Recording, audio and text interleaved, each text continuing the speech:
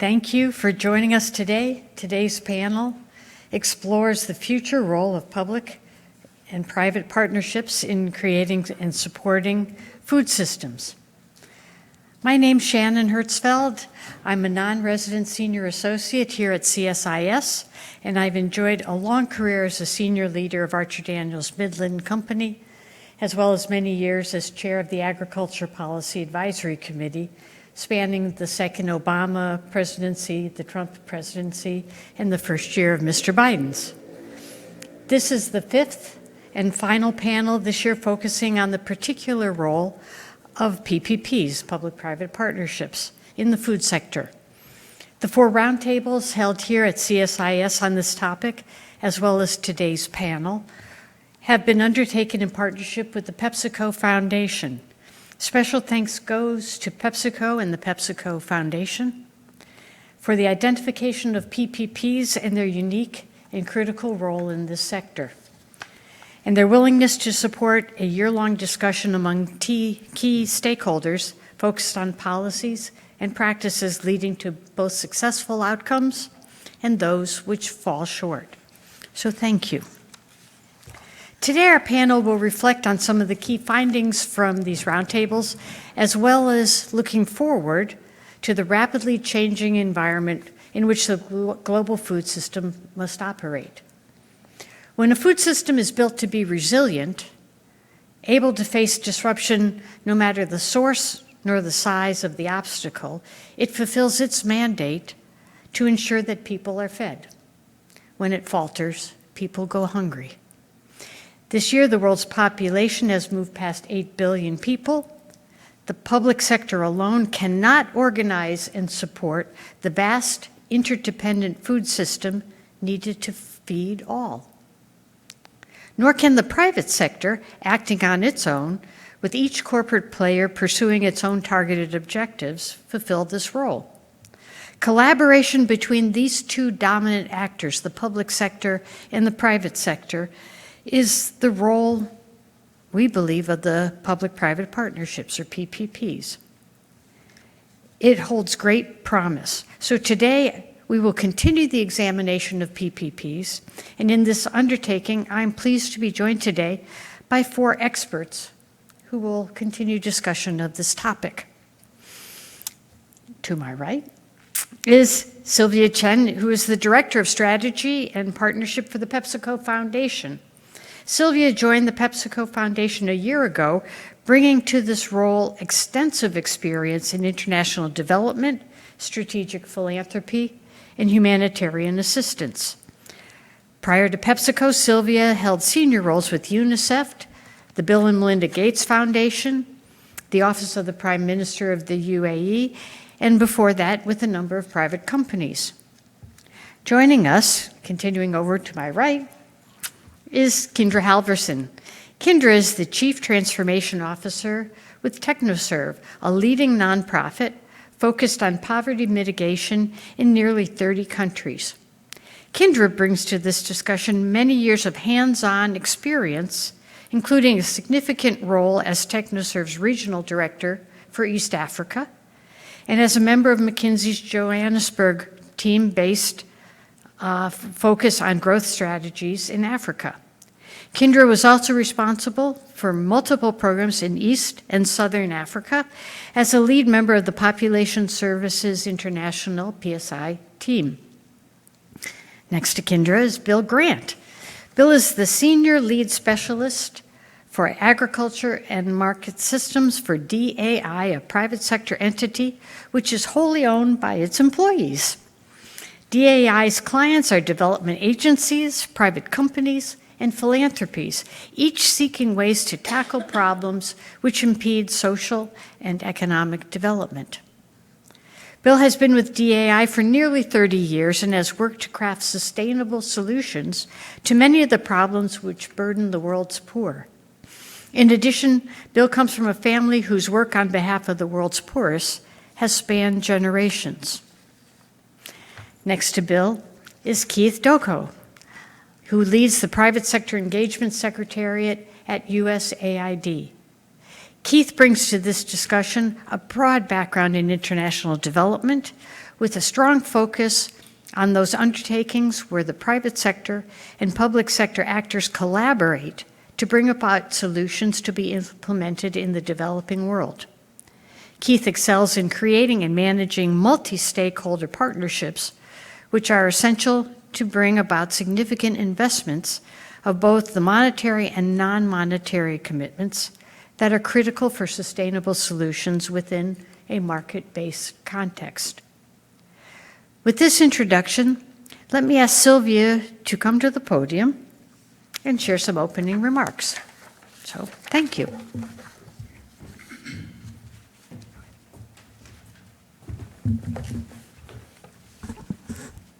Thank you, Shannon.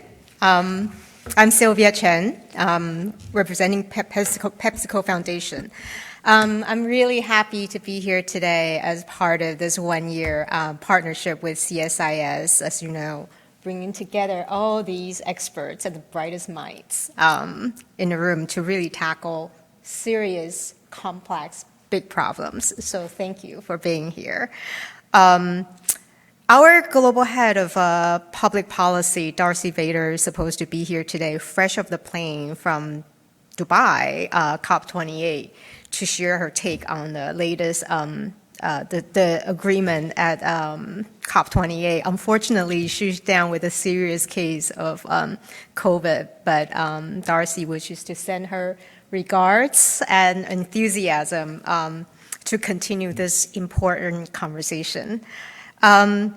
So, as Shannon said, I think everybody is feeling some level of optimism and hopefulness about the outcome of COP28, especially in this really highly polarized and divided world full of tension and conflict. But the agreement is not perfect, but we actually managed to work together with different stakeholders, public, private, farmers, climate activists, NGOs, and to actually work out a consensus. Again, it's not perfect, but it is, I think, something that we can all aspire to for the food system as well. So it's also the first time that food and farming make it to the official COP agenda. So it takes 28 years to get here, but it's the first time, over 150 countries signed up to the Emirates Declaration about the food system, and really hoping that we can take the same commitment, not without the setbacks and heartaches, but the same efforts to really bring food system to transform it, the same effort that goes into climate action as well. So, Shannon asked the most important question, why PPP, why public-private partnerships? And I think I'll broaden that to include all different partnerships as well. Because food system, as it says, it's a system. It's a complex, messy, enormous, and complicated one, too, with different interests. So it really takes partnerships, just as what we saw in Dubai, to really work together to bring all these actors together to solve these problems. So we can all play a part, as we are only a piece in this massive jigsaw puzzle. And as a private company, we have our part to play as well. And we have actually worked with everyone on the panel here in different capacities. So some of you may also ask, why PepsiCo? It's a company that makes drinks. But actually, some of the world's iconic brands are PepsiCo brands, like Quaker that I grew up with.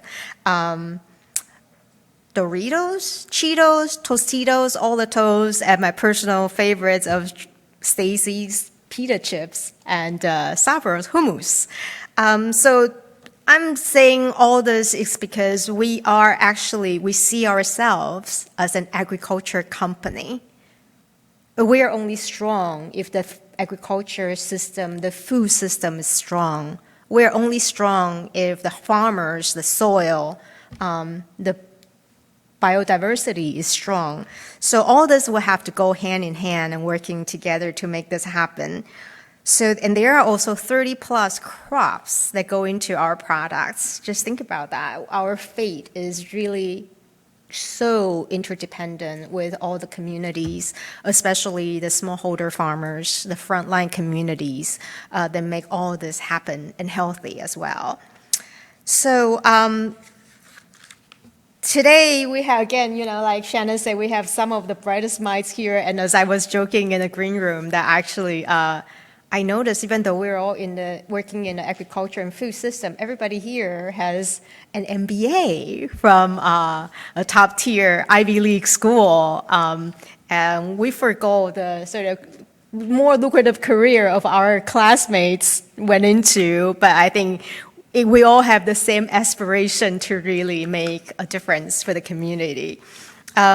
So without further ado, I'm going to let the experts today focus on the discussion today. And really, we want to go into the in-depth discussion of some very inspiring, but some not so pretty and challenging issues when forging these complex, difficult, but really important partnerships. So thank you. Is this working out? Yep. So thank you very much, Sylvia. Thanks for coming on and joining us on relatively short notice. And please give our collective good health wishes back to Darcy. So now I would like to turn to the group of experts we have here and ask each of them to take a few minutes to talk about the topic and why they feel that it is important that we get it right, and why therefore, they're here to join us today. So over to you, Kendra. Great, thank you. And thank you to CSIS and the PepsiCo Foundation for having us here today to talk about this topic and for hosting these roundtables over the last year. I think the timing of today's session is particularly exciting coming off the heels of the COP. It is the first time that food systems have been recognized as being imperative to achieving our climate goals and recognized at the highest levels of government. And I think most people here fully recognize that the food systems are broken today. They're not working for people and planet. And over the next couple of decades, we're going to ask them to do far more with far less. They need to feed approximately 2 billion more people over the next 20 years. They need to deliver food that is safer and more nutritious and more affordable for consumers at all levels of the economy. And they need to deliver more productivity. The FAO estimates that we'll need 60% more food in 20 years than we need today, 25 years. And I've heard estimates that means we're going to have to increase global agricultural productivity by 26%. And we have to do all of that with less carbon, less methane, less deforestation. So there is a tremendous challenge ahead of us. I get overwhelmed really by the size and complexity of the problem though, as I'm sure many of us do. So I really like to think about the farmers, the businesses, and the people in the food systems that make it tick. And in particular, I like to think about one of our clients, David Maturi, who started a business called Delish and Nutri in Kenya. He started Delish and Nutri in 2018. He's from a farming community. And Delish and Nutri produces peanut powder, which is a low-cost source of protein that can be used by bottom-of-the-pyramid consumers to improve the nutritional profile of all types of food that they eat. Businesses like James are the linchpins of our food systems. We talk some about farmers, not as much as we should, but we talk some about farmers. We talk very little about the agri-processors and the aggregators that really sit in the center of the food value chain and connect farmers to consumers. And we need to think more about these businesses. So James launched in 2018 and started to grow through sales in market stalls and corner stores. And then the pandemic hit. He had been importing about 90% of his peanuts from overseas, and suddenly the cost of those peanuts went up by 40%. His consumers couldn't absorb those prices. Its marketing had relied on in-person demonstrations and road shows and was upended. Cash flow was a problem, and James wasn't able to pay his employees or his suppliers on time. Fortunately, he was already plugged into a public-private partnership, a USAID-funded program called AINFP, which involves TechnoServe and another organization called Partners in Food Solutions, which brings to bear the insights and expertise of some of the world's biggest food businesses to help food processors in the region. Shocks like this, a pandemic, inflation, a climate shock, can kill businesses like James. But he was able to turn it around. He was able to work with TechnoServe and PFS to get technical assistance that allowed him to pivot the business. The Visa Foundation came in with flexible resilience grants that helped dozens of businesses in the region survive the pandemic. Those resilience grants paid workers and suppliers so Delish and Nutri could keep buying inputs for the business. It allowed TechnoServe and Edgerton University to work with James to design an inclusive business plan so he could shift his sourcing to Kenyan smallholder farmers. By providing agronomy training, access to high-quality seeds, and threshing services, James was able to establish a reliable local supplier base in Kenya. He's on track to increase Delish and Nutri's domestic sourcing tenfold while doubling farmer income. Since 2020, they've tripled their sales volume and seen a fourfold increase in their revenue, all while constructing a more stable and local supply chain in the region. That's the power of these kinds of partnerships. When we can align the actions of public and private stakeholders around a shared objective, we can catalyze transformative change, and more businesses like Delish and Nutri can grow in these food systems and help to make them more sustainable and more inclusive. I wanted to share this story as we start and talk today about PPPs, because I think we need to keep farmers and agribusinesses like this at the front of our minds. These are the backbones of our food systems from country to country, and it's easy to lose sight of them when we're talking up here at the macro level about the big picture changes that we're trying to make. I also wanted to tell this story because I think it's a good introduction to TechnoServe, my organization, and the kind of work that we do. For those of you that aren't familiar with us, TechnoServe is an international nonprofit. We work in about 30 countries in Africa, Asia, and Latin America. We believe that all people in low-income communities deserve the opportunity to build a better life for themselves. And our mission is to help small-scale farmers and business owners build more regenerative farms, businesses, and markets. Last year, our work helped more than 350,000 farmers and small business owners increase their revenue by about $366 million. These are incomes in the pockets of low-income communities that wouldn't otherwise have access to that income. Our clients are smallholder farmers and businesses that range from micro to mid-size, and we work with them to build capacity, to connect them to long-term reliable markets, and to facilitate access to finance. In some cases, we work directly with these clients, and in many cases, we work through local market actors and agencies to deliver those services and help these businesses and small farmers grow. My name is Kendra Halverson, and in my role at TechnoServe, I am responsible for global strategy and business development. So excited to be here today. Thank you. Thank you very much for sharing that story, Kendra, and for being with us today. I think sharing a story like that reminds us about how many individual steps are essential in order to keep the entire ag value chain functioning. It's not only farming, it's processing, it's keeping the producers of the inputs into the processing all viable economically, and being able to tell the world about the products that you're making.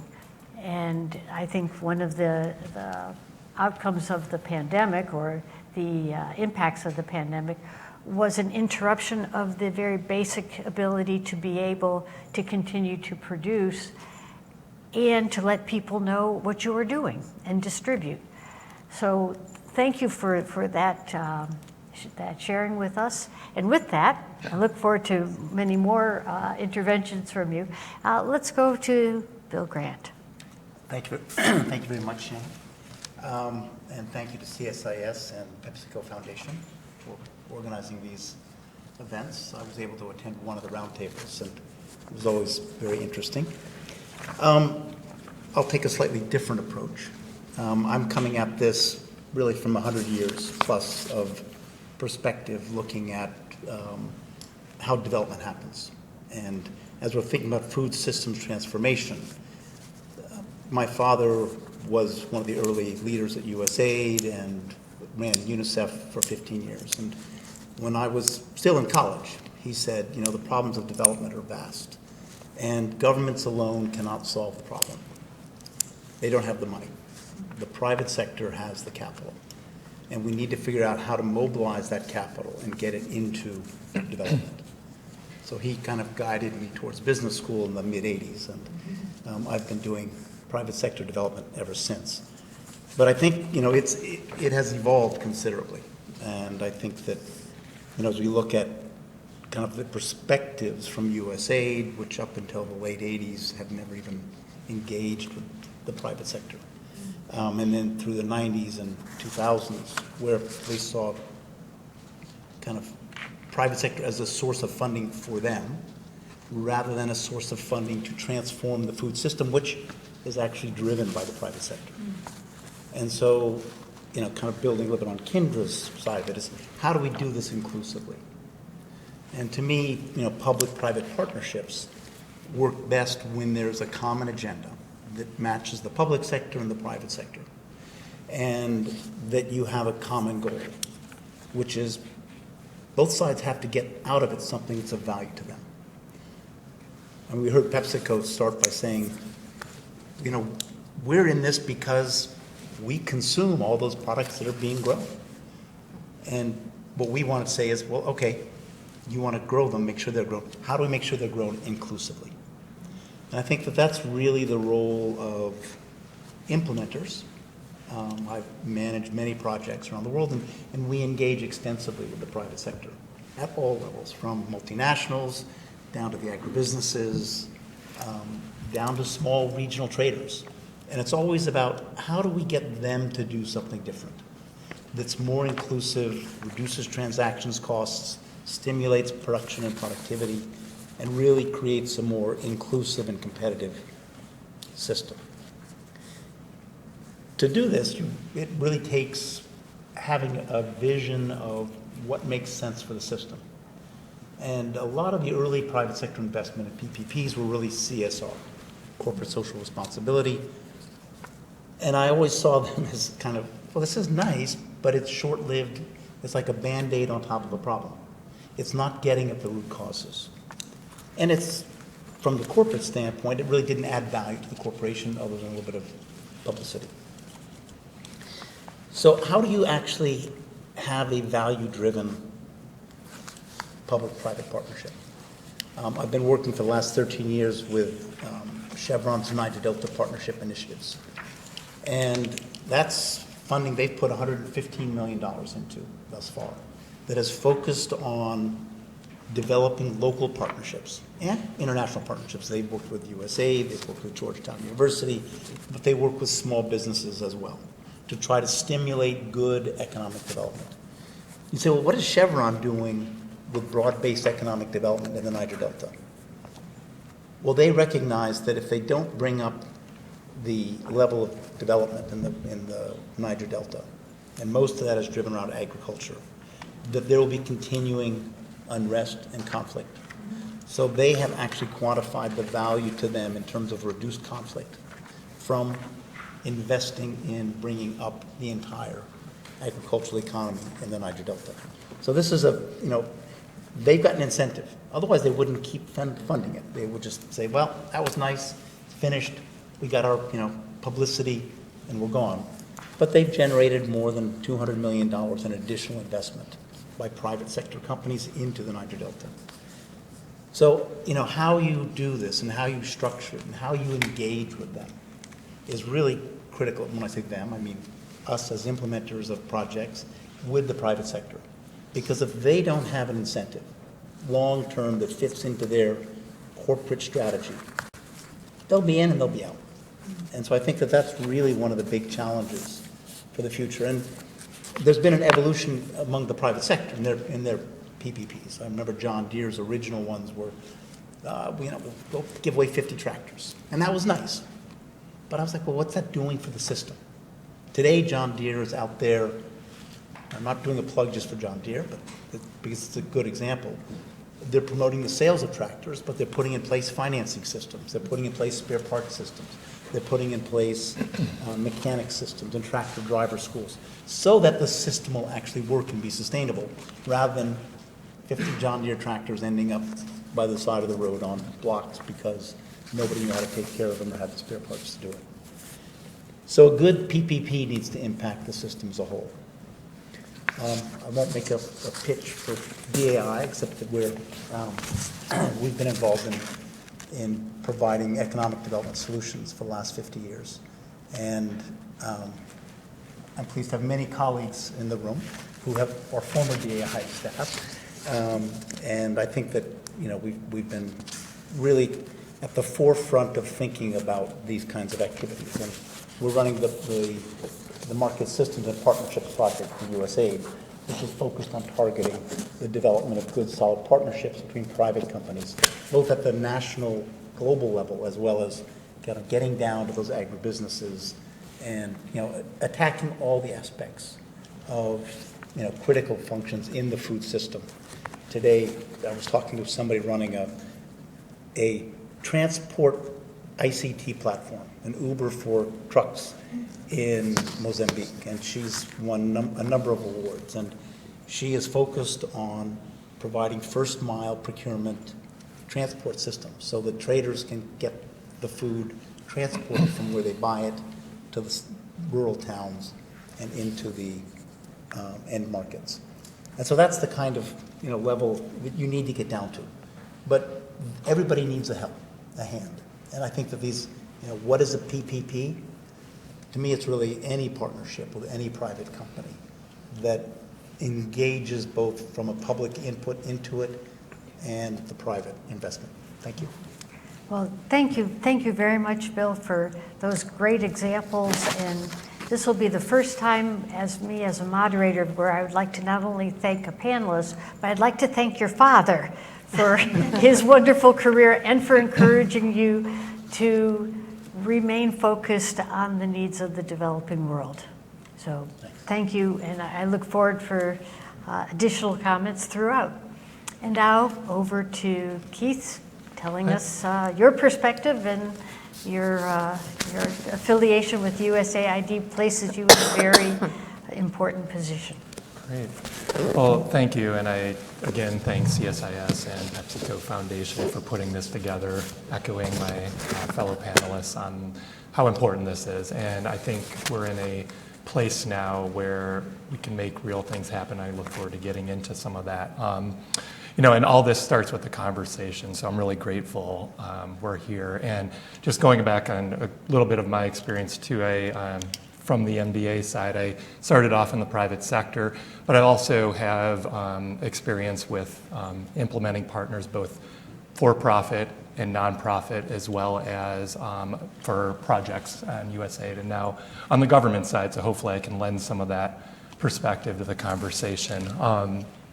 And most of you know the U.S. Agency for International Development. I won't go into too much, but we lead the U.S. government's development and humanitarian assistance and efforts, and we're really looking to reduce poverty, increase livelihoods across the board, democratic governance, and our ideal goal is helping people progress beyond assistance, and I think this conversation comes into it somewhat as well.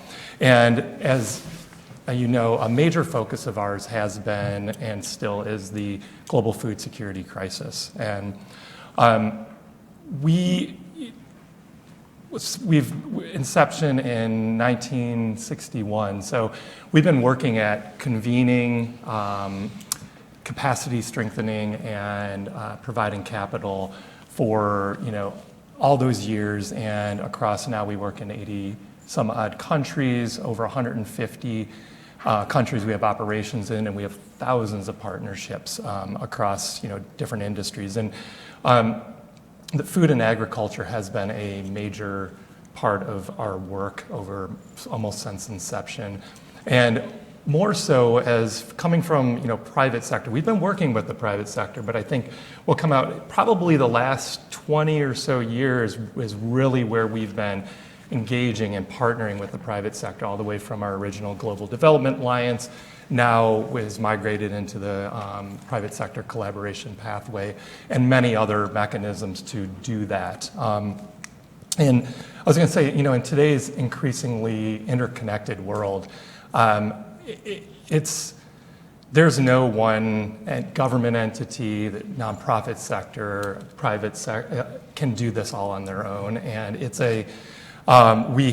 no longer we have to be doing this. It's not a luxury. We need to be doing this in order to get to the goals that we're really setting forth. So it's essential. I was reading, it was a few days back, the FAO State of the Agriculture Industry of the 2023 report, and it stated something that really just kind of blew my mind. The hidden environmental, health, and social costs of our agri-food systems, they estimated around $10 trillion a year, and that's representing approximately 10% of global GDP. And not surprisingly, the least developed countries and others bear the brunt of that, and that's really disproportionately almost a quarter of their GDP. So daunting, overwhelming, as Kendra alluded to. I think sometimes these problems seem just almost too much to bear, but it all starts with identifying the problem and getting this conversation around it. And I think, and that's the way how we solve things, and hopefully we can dive into that. Just mentioning a little bit relevant of Feed the Future. Partnerships and private sector PPPs have been a long part of Feed the Future, which is our U.S. government's global hunger and food security initiative. It's led by USAID.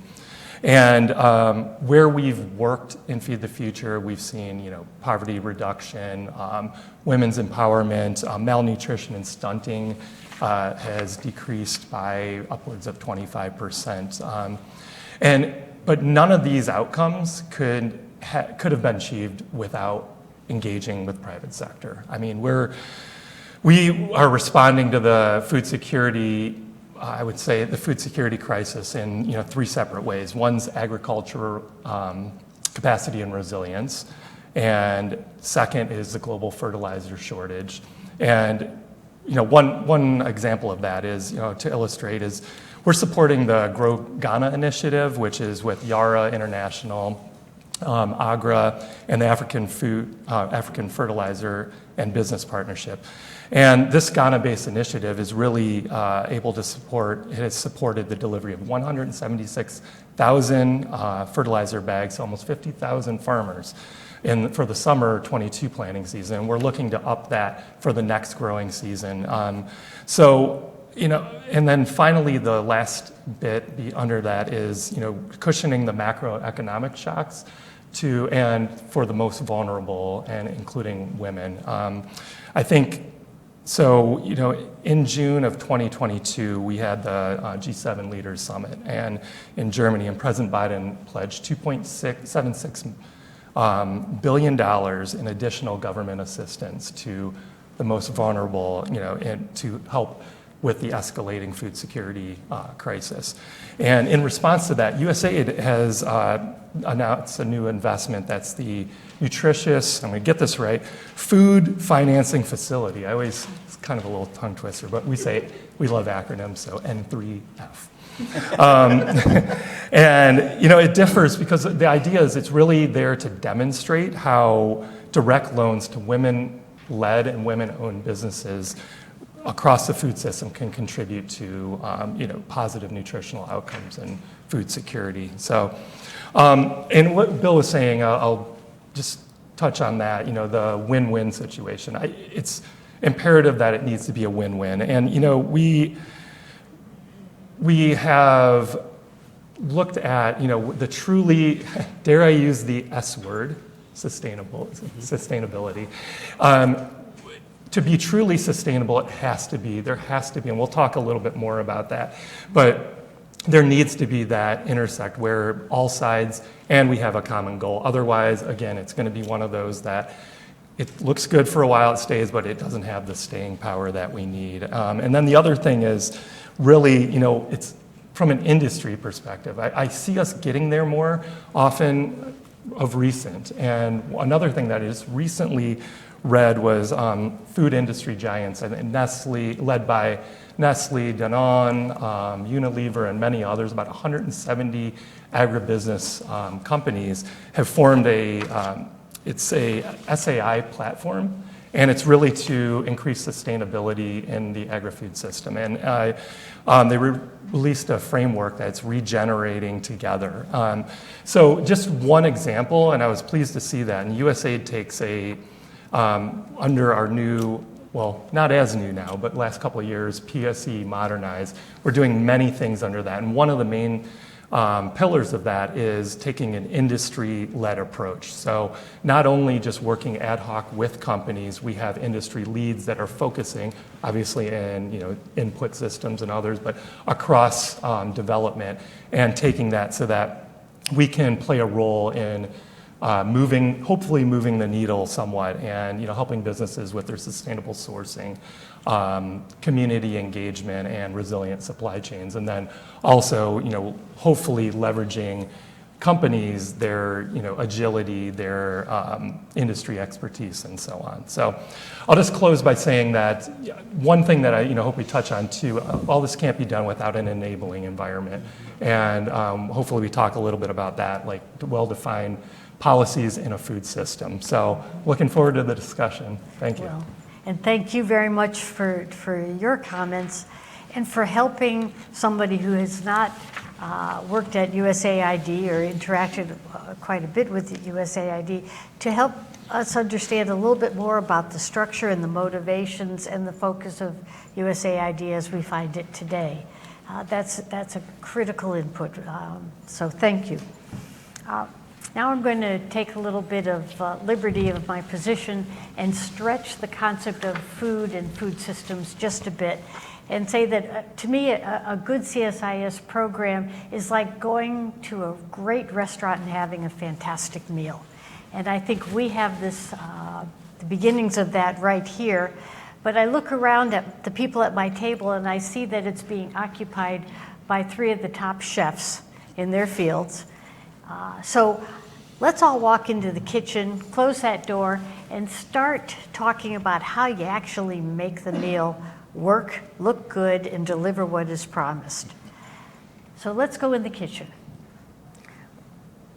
Every government I know talks about how hunger is one of the most daunting challenges that they face, and that their top priority, or one of their top priorities, is elimination of hunger within their population. And many, many businesses, from people who make tractors to people way far away from the food system, talk about bringing together the components of eliminating hunger in everyday life of poor people in their community, in their country, in their region, or in the world, depending on the perspective of the private sector. 2 absolutely compatible goals. And yet, movements towards zero hunger, which the UN Sustainable Development Goals wanted to bring about by 2030, and it's not going to happen, has stalled out. Surely there is not a difference of opinion about whether people should go hungry or not. So there needs to be a better way to help the public aspirations and the private aspirations find pathways which are in common.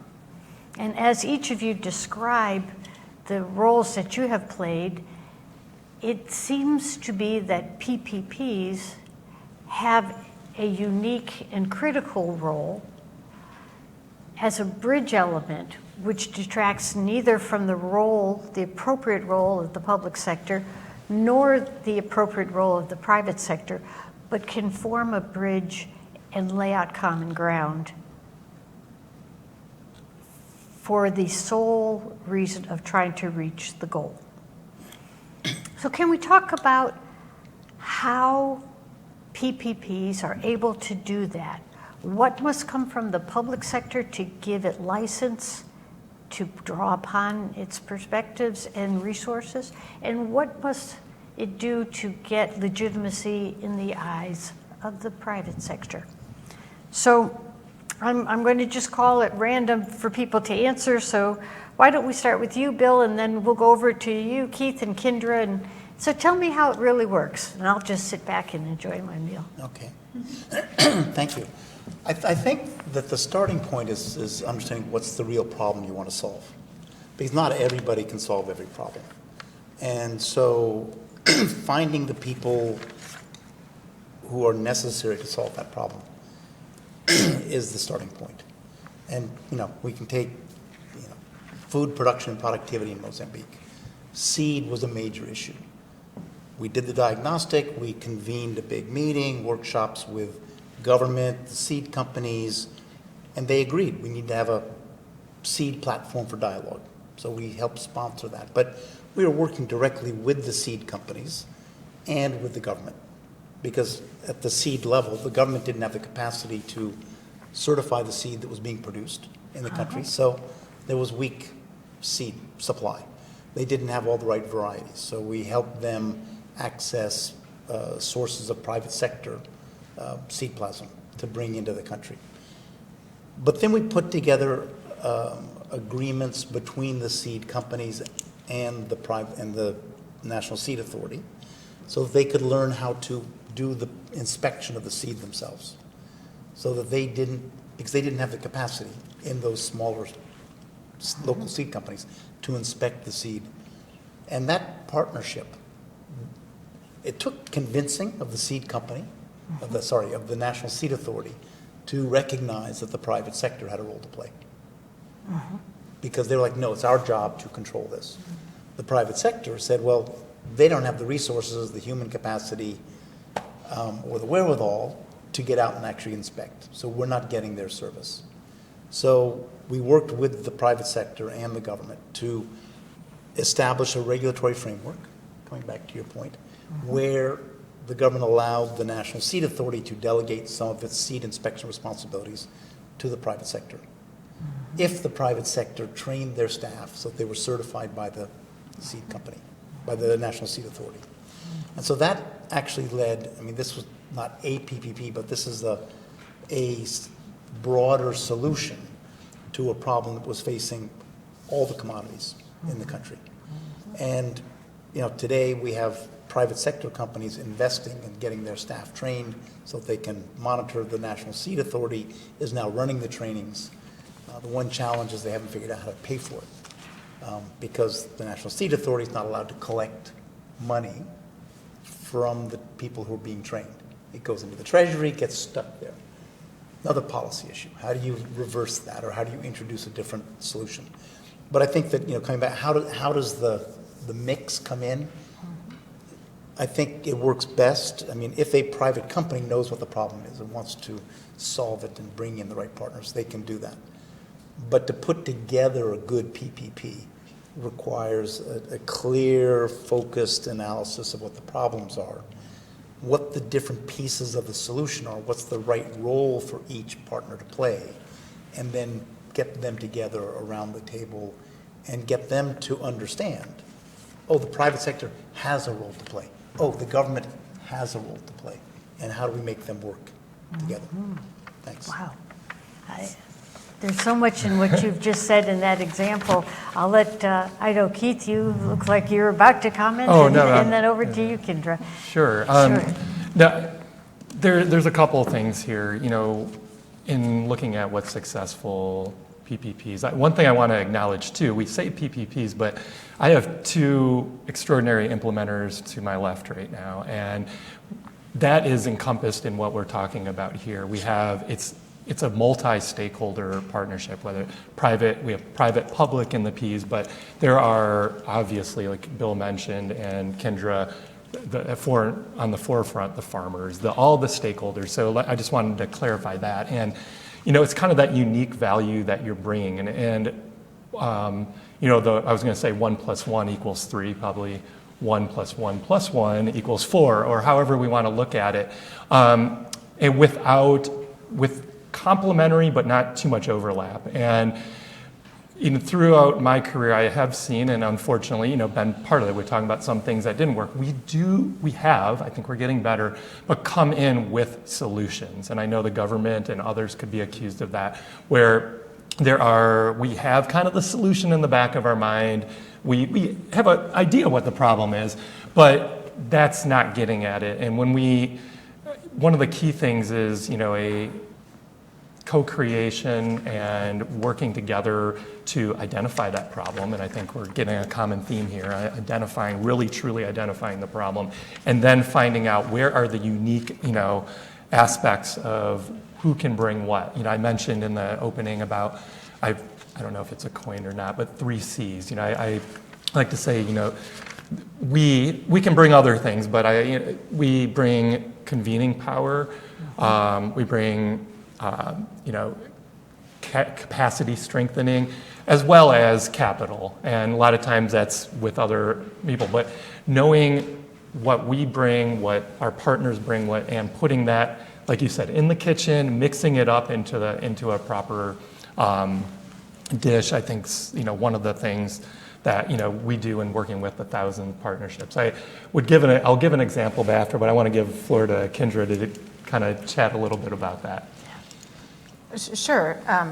I think the PPPs are critical to getting the food systems on the right path. Neither of these sectors can achieve more regenerative, more inclusive, more nutritious food systems without each other. We can't do it working in isolation.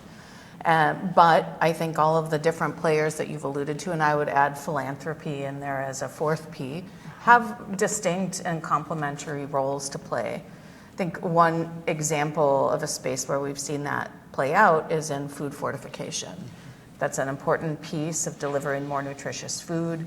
Large-scale food fortification, this is the vitamin D that you have in your milk or the iodine that we have in our salt, is one of the most cost-effective ways to improve the nutritional status of large populations. And for years, decades, we've focused really on mandates at the government level. And now I believe the number is 140 governments have fortification mandates in place for staple commodities. But still, many foods were not meeting basic fortification requirements. 3 billion people still experience important micronutrient deficiencies. And so in the last 5 to 7 years, there's been a lot more focus on, okay, the mandate is there. This is the really important role the government has to play. How do we actually get that done now? How do we make sure that the food is in fact fortified to the standards that are needed? And that's where a PPP has become really important. The Gates Foundation, working with the Aliko Dangote Foundation in Nigeria and with TechnoServe, has created a micronutrient fortification index in collaboration with food processors in those countries to help them understand the level to which the food is actually fortified in the market on the shelf. Right? So testing it there.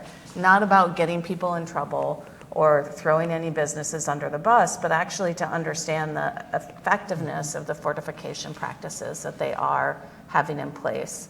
And then bringing together the government stakeholders, the regulators, and business themselves to talk about how business could start to self-regulate that. There's no real commercial incentive to fortify. It doesn't increase your bottom line. In fact, it costs not a lot, but it costs. Unless it enhances the attractiveness of your product Exactly. in the market. And so you need to shift that dialogue away from, 100%. No, that's exactly right. And so that was about shifting the dialogue, getting buy-in at the most senior CEO levels of these businesses, and linking that to food quality and the brand value in the marketplace. And once there was buy-in at the CEO level, you could start to see the incentives being filtered down through the organization to procurement, to plant managers, to understand the value and accept the cost associated with fortification and integrate that into their systems and processes much more effectively.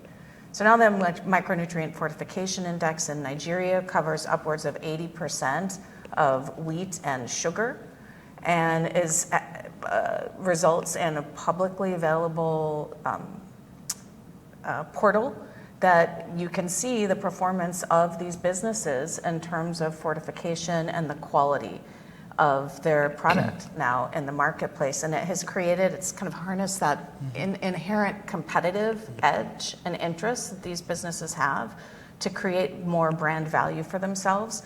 And we've seen that when a company starts to see their performance go down, it has triggered changes in the business, in the processes to improve their fortification practices. And that wouldn't happen without that connection between all the public sector and the private sector and civil society coming together to jointly figure out a solution that aligns the incentives of the various actors here. And I think that's what PPPs can look like when they're working well.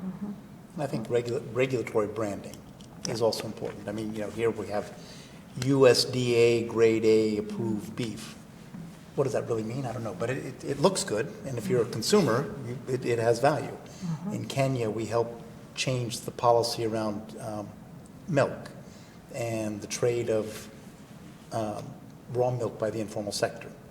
And so if the traders went through a whole series of certification procedures where they learned how to handle milk safely, they could then become certified, and they would have a Kenya Dairy Board stamp of approval, the government regulatory agency, and so milk bars, which are very common in Kenya, would put this in the window, and as the consumer, you go down the street and you're saying, that bar doesn't have, these are milk bars, doesn't have the label, this one does. I'm going to go into this one. And you saw that uptake, people saying, wow, I'm being outperformed by them. I need to innovate and catch up. And also, but this was the public sector kind of helping to stimulate through their policy this process of upgrading. Yeah. And there's probably also an aspect of behavior change, or for the government to, I mean, some people might see that and say, oh, milk certified or not, but then there's a component of education of the population as well. But yeah, we supported the communications campaign on that too. Yeah. But we've hit on so many wonderful concepts here and topics. Back in the school, the days when I was in school, which is ancient history, you learned that the role of government was to legislate, to regulate, and to enforce. And that was a very rigid structure that was, I think, fought for and guarded by governments as being the sole responsibility of their mission.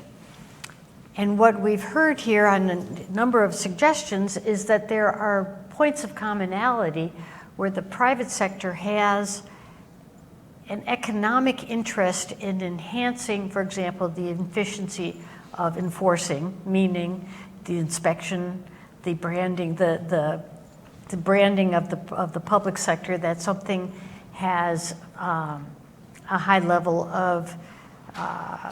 of food consistency and quality. So we're now also bringing in the very important concept of developing a global food system which can bring forth high quality, safe food, and foods which have a safety profile which recognizes the amount of time between the original source and the time it gets to the ultimate customer. When we read statistics on food waste, there's a lot of attention paid to the wasteful behavior of final consumers, but there's still an enormous amount of food that doesn't effectively make it from the farm gate all the way to the consumer. And there are ways in which the private sector has an economic interest in strengthening the reliability of that journey. But again, I'm really taken with the role of PPPs to be able to allow that conversation, because allowing private sector or quasi-private sector actors to, for example, enhance the inspection facility really works to the benefit of both the private and the public sector. Here I'm kind of putting my old private sector hat on, but no company wants to sully their brand by delivering bad food. So when I have run into arguments talking about, oh, food companies don't mind taking shortcuts or using child labor because it's cheaper, it's like, no, you don't want to do that. It creates a huge risk, not only to that piece of food that might make somebody sick, but to everything you put in to maintain the reliability and prestige of your brand. And here, that though is sometimes a complicated conversation between the private sector entity and the government official whose unit is supposed to be out there doing inspections. So I want to, you brought up a good point on food safety, and I just want to mention, and also on the partnership side, let me revert back a little bit. Sure. One thing is in PPPs and partnerships, the one thing that I think we've learned in it is not to force partnerships. If there is not, we're not trying to shove a round peg in a square hole.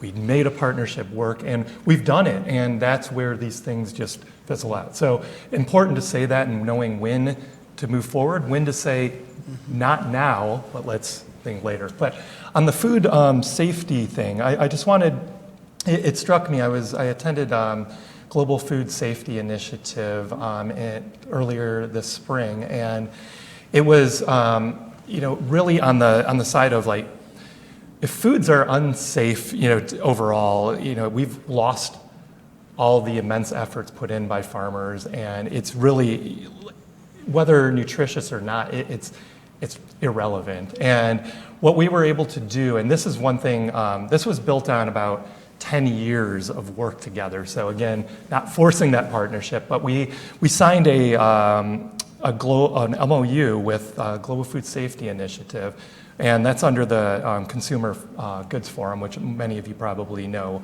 more of. It's a component of that. And we're looking to work together to improve food safety and sustainable food systems, and we're in Africa. And it really reflects and advances USAID and GFSI, their shared interest in promoting food safety as a component of food security and nutrition. So just wanted to mention that. What we're going to be doing too is supporting SMEs in Africa, like I said, but to improve their food safety management systems by connecting them to technical, educational, and financial resources. And there's going to be a pilot phase and so on. But just kind of tying that up, I'm glad you mentioned that, because it is something that sometimes food safety and food waste is overlooked, but it opened my eyes to that, the fact that you really, if you don't have that, all the other stuff is mute because you're... absolutely. I'd like to build on a point that Kendra made. Sure. About, industry self-regulation. I think that this is really the wave of the future. Getting all the private actors to recognize major constraints, especially around food safety issues, because the government regulates, the government sets the parameters, but public parameters are at really the minimum standard of what's safe and what's healthy. And it's actually in the interest of the private companies to promote better and better. And when you get the industry sitting down around the table and saying, okay, we have the government standards, but this is what we think should be the minimum standard. And there's a lot of work that can be done engaging with them as a whole and supporting them. And we've just been through this in East Africa with a series of ISRs around transportation. How do you stimulate more efficient transportation routes? Out on the SPS side, Sure. the Kenya Cereal Millers Association said, well, aflatoxin's a big problem, and the big mills do it right, but all the small mills are producing high levels of aflatoxin flour. And we need to get government, government can't solve that problem, but we think we can, if we can work together. And so how can you help us work together to solve that, build up our capacity, and then get the government to engage with the cereal millers so that they're not just picking on the big boys to penalize them, but are actually able to now reach down and establish policies that promote and incentivize smaller mills to upgrade the quality of their maize. And so I think that these all come together. There's a lot of work between the public sector and the private sector that needs to happen. Somebody just needs to facilitate it oftentimes, Right. which might not be a big public-private partnership in label, Right. but to me, it's what it's all about, getting the public sector and the private sector to work together to solve problems. But thanks for bringing up the ISR. It seems, though, that one of the important characteristics is the PPP as the facilitator of this discussion. There may be a lot of interest in the private sector side, but it's sometimes hard to keep it in the non-competitive space. And once it slips over into the competitive space, you suddenly have a fracturing of the private sector view and sometimes very active work to undercut one position of one actor versus the other. And that forces the public sector sometimes to have to choose. But maintaining the discussion among trusted partners led by an entity which has no monetary or structural desire for a particular outcome other than the broader one is really the essence of the neutrality aspect of PPPs. And if anybody has any last comment on my observation, fine, or we can move on. Kendra? I think that's an important point, and where that often is the case is the investment in strengthening supply chains. So we want to engage the private sector in investing in more inclusive, more regenerative supply chains by providing trade credit to smallholder farmers, by providing inputs, by providing extension support. And many private sector businesses have a commercial case for doing so at a certain scale, right? The conflict comes into place when those farmers can sell to multiple buyers, right? And so the interest in the investment by the processor or the aggregator or the buyer is limited because they don't have any assurance that what they've invested in is actually going to come back to their business. And I think that's a place where we continue to work with public sector partners to try to figure out what's the regulation, what are the systems that we can have in place that better support commercial investment in their supply chains, limit what we call side selling, right? So that farmers are more likely to sell their produce to the business that's invested in them.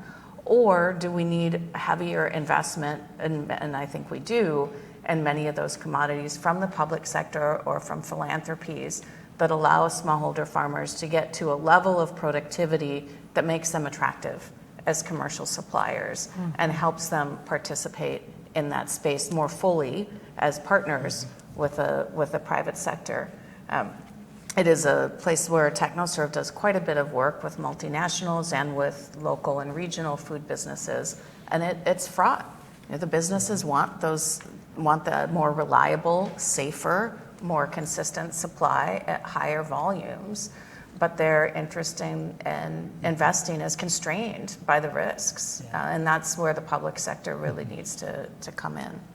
But I think the public sector, and public sector is oftentimes represented by projects funded by donors, where the public sector can subsidize or the risk and say, okay, we believe that 50% will be side sold, so we'll cost share with you. We'll bring down that cost and reduce the risk to you, because in the long run, as more people have better skills, as more people are used to certified seed, if I'm one of the 5 big players in certified seed and farmers start to now recognize that certified seed is valuable and why it's valuable, and they'll start to want to purchase it, if I lose some of my sales to my competitors, that's okay as long as the whole market's growing. And I'm getting a bigger share of that bigger growing market rather than trying to keep the market small by not investing and then just, kind of not having a win-win. And I think that that's it's also an important part of the process is, I think, stimulating dialogue. I like to call it making it public. When something works, broadcast it. Let people see that it's working. And once then they'll start to copy. They'll say, oh, you're doing that. How'd you do that? Well, I can do it better. And then I'll innovate and I'll upgrade and then you get healthy competition. But there's also a lot of, they'll sit down and talk about, how'd you do that? The private sector is not always competition. There's a lot of cross-learning. And I've had so many sessions with good small businesses where you start launching a topic and all of a sudden the businesses that are doing it just take over the dialogue and they start running with it. And it's like, whoa, they're smarter and faster at this than I am. I just got the dialogue going. And that's where I think, a good PPP really engages and gets the people around the table. And as you were saying, kind of it's a co-creation, figuring out what works, what makes sense, but they drive it.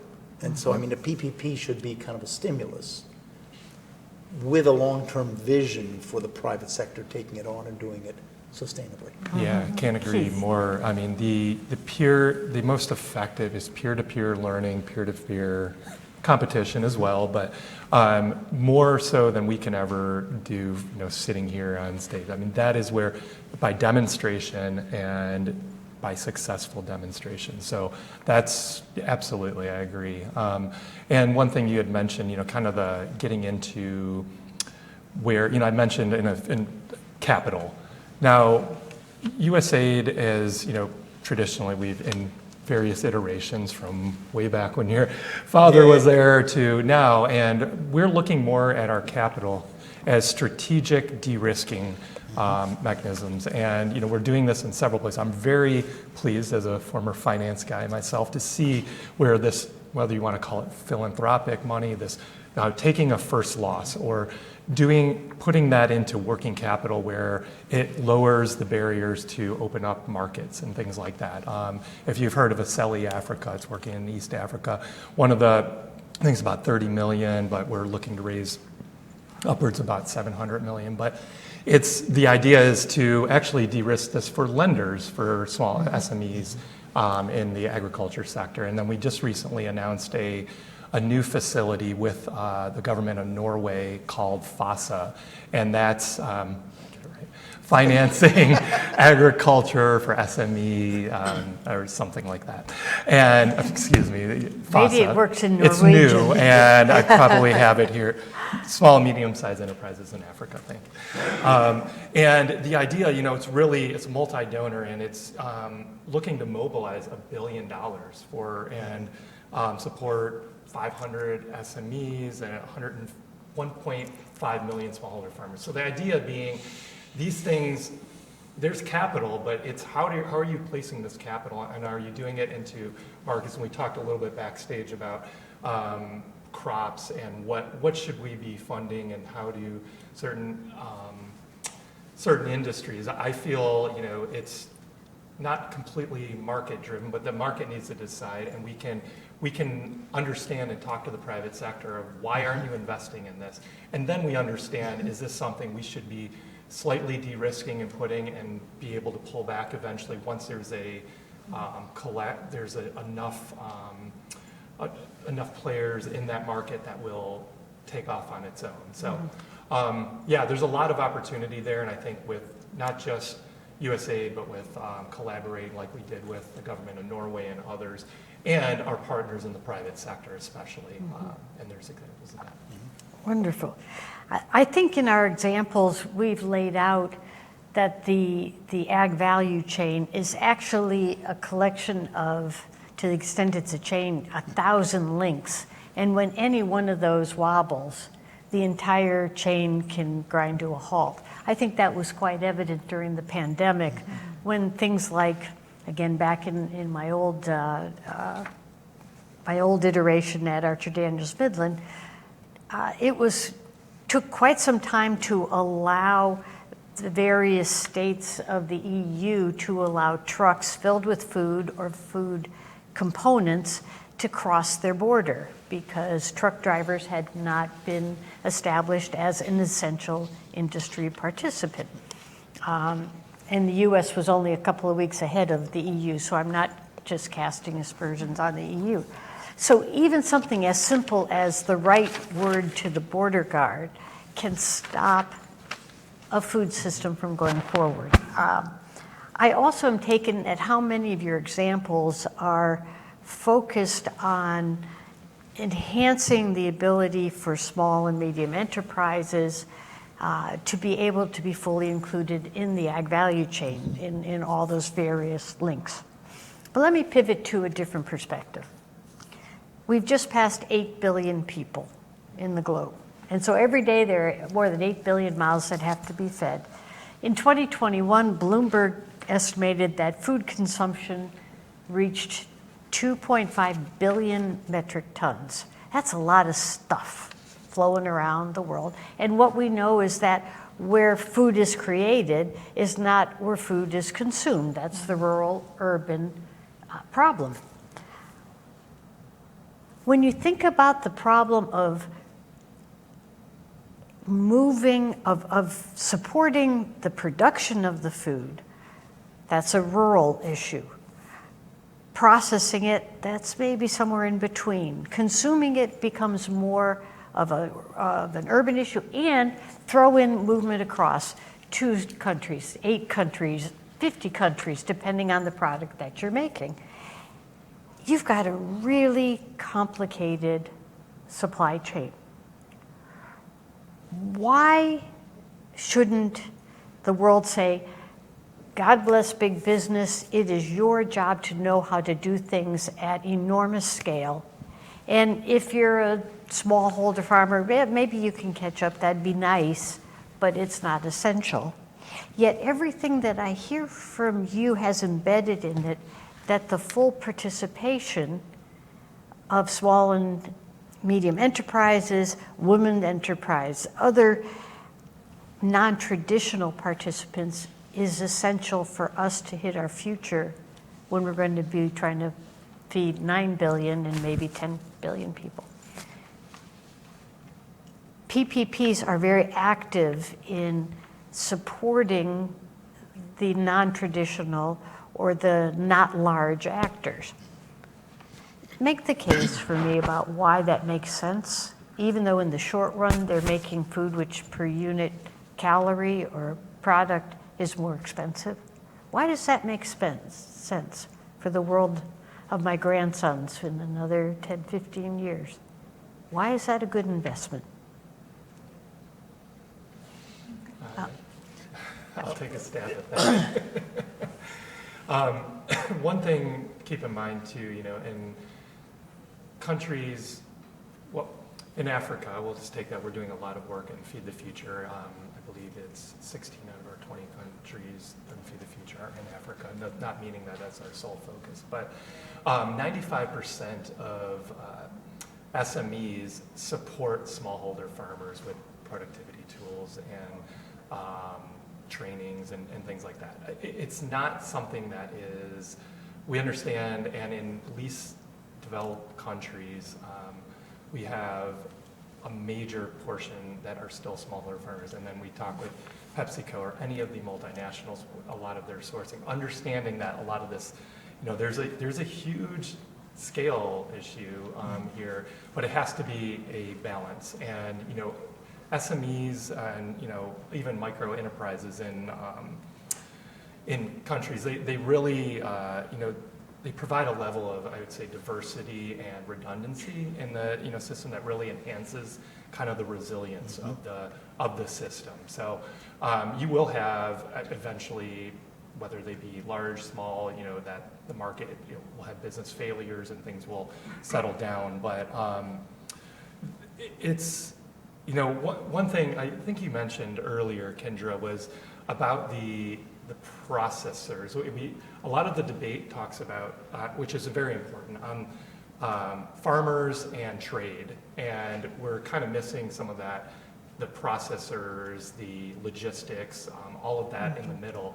And when I was mentioning in least developed countries, these are 30 to 40% of the value add in these countries.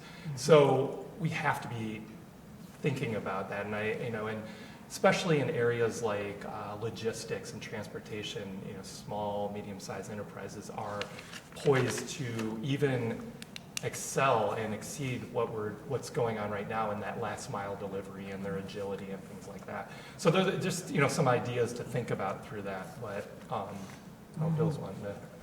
No. I mean, we did a very interesting analysis in East Africa on food trade, and it was carried out by Academia 2063, which was an offshoot of IFPRI. And they concluded that by 2035, trade of agricultural products will basically evaporate in East Africa because domestic consumption is so much greater than what's being produced. There will be no surpluses to trade, which was, I mean, that's for the whole, there'd be a net negative. And that's because productivity was so low. And the question is, and there is a big debate. Do you work with the smallest farmers, or do you work with this kind of emerging commercial farmers? And I think that's really a role that, there's a real incentive for the Bayers, the Syngentas of the world to invest in promoting more commercially oriented agriculture, where you're not focused just on keeping that smallholder farmer alive, but you're stimulating them to grow. Now, that means that some will fall out of the system. We have to recognize that. But, Nigeria, I was at a meeting 10 years ago in Nigeria where they said, we've just gone over 50% urban. Smallholder farmers will not feed 110 million people in cities in Nigeria. You need to have bigger, more productive people who are working at kind of global standards. And so there's a real role to play in getting those 2, 3, 4, 5 acre farmers who are producing for their market, for their region, but are doing it at higher levels of standards. Now, I want to insert a little bit of the COP28 issues and global warming. We also know that a lot of productivity enhancement comes from use of chemically driven commodities. And I think that there is a role in good PPPs and good the facilitators to say, okay, well, how do we reduce that? How do we promote reduced uses of chemicals? And actually one of the big problems is far too many chemicals are being used. We're probably 50% over what should be applied is being applied because of bad practices, because companies are pushing it out. The less formal companies, the bigger companies recognize how much they should be using. And they're actually quite good at, if somebody's using too much, stopping it and pulling it back. I had this case in Nigeria, which shocked me. But a big Nigerian input supply company said, well, we were doing a spraying program, and at the end of it, we assessed it, and they used 25% more chemicals than they should have. We canceled we didn't cancel it. We stopped the program for a year. We brought everybody back in. We fired a third of the sprayers. We retrained the others. We put in a whole new system of quality control, and then we started up again. But it was very conscious, and I said, why'd you do that? Well, it's bad for our image. It's bad for our future. We, as a formal, business, need to be promoting good agricultural production. Yeah. And I think that the Bayers, Syngentas, PepsiCo is not an input supplier, but I'm sure they've got relations with lots of them, and is to be putting that first and foremost out there, and also pushing for more bioproducts. Sure. I mean, Bayer has biofertilizers and biopesticides, but they're not marketing them. How do we incentivize them to start moving that up in their hierarchy. Because local and, small businesses that are producing biofertilizer, they just get drowned in the flood of kind of communications coming out from the major chemical input providers, and they So on can't that, stand up. Let me give Kendra Yeah, no, the thanks. last I word, mean, all but really, we all really need to get important points. all the links growing. Yeah, absolutely. But to your point about, our smallholder farmers, our very small businesses, part of the future of global food system, absolutely. And I have to admit, when I first read your question, I was like, what? How can you even ask that question? But I put my indignation aside, and I think it's a couple of important points. Firstly, smallholder farmers produce about 30% of the world's food today. They are an important supplier in the global food system and will continue to be. I think the answer to your question was actually embedded in the question. The pandemic showed how fragile our global supply chains are and the importance of local supply chains, not completely instead of the global supply chains, but to complement and support global supply chains to keep, and the crises since, the Ukraine situation and the failure to import or export wheat to many countries that have depended on it historically have in some ways triggered a helpful look in those countries at what alternative commodities can be grown there. There are a lot of arguments against the huge monocropping that happens to the world. I won't remember the exact statistics, but something like 70% of the calories that we consume as a world today come down to 5 or 6 commodities. And that's concerning from a biodiversity perspective. It's concerning from a long-term health and nutrition perspective. It's important for us to actually diversify that, and that depends on growing crops in new places and new ways that are more nutritious, more climate and planet friendly. Absolutely. So there are many arguments, but those were the biggest ones that kind of hit top of mind for me. Well, I'm glad that my questions caught your attention, and I'm glad that you came nonetheless. And to me, the pandemic showed that every link in that chain is so critical, not just trying to eat in Washington, D.C., but trying to eat in rural Nigeria or Papua New Guinea. And we need a total commitment to both large and small as the world starts approaching 9 billion people. We talk about a growing market. Well, there's nothing out there that says the need for food is going to start going down. Well, Shannon, you said in the beginning, food systems are messy, right? They- It's, there has to be different. But not our CSIS restaurant, never. Can I ask Sylvia to come up? And I deem this the CSIS restaurant every time we talk about food. Well, thank you. I think the chefs deserve a big round of applause I agree. for sharing such great information. Thank you, chefs.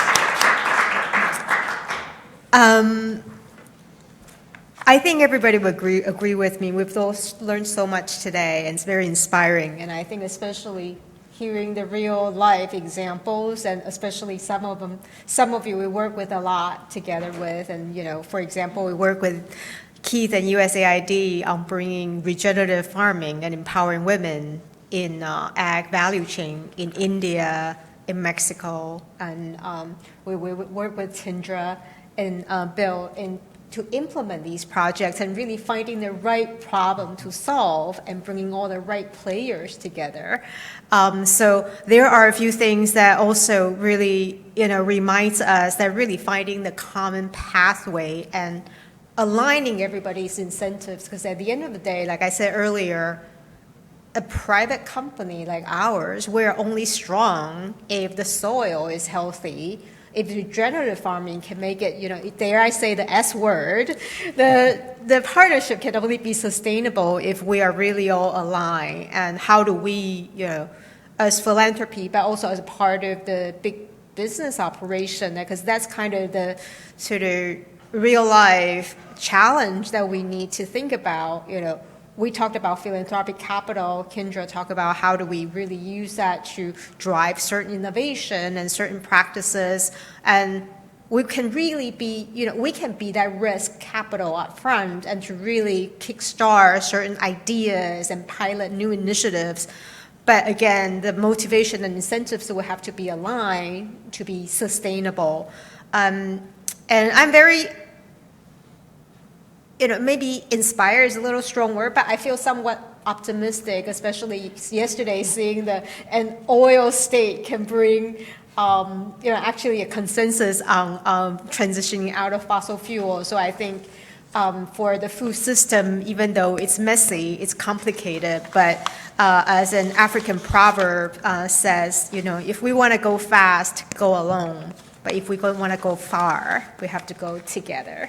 So thank you very much for coming today, and I really appreciate all of the chefs as well today, and thank you, Shannon, today. Thank you. Well, it has been our honor, and thank you for coming. To all in our audience, and thank you, CSIS.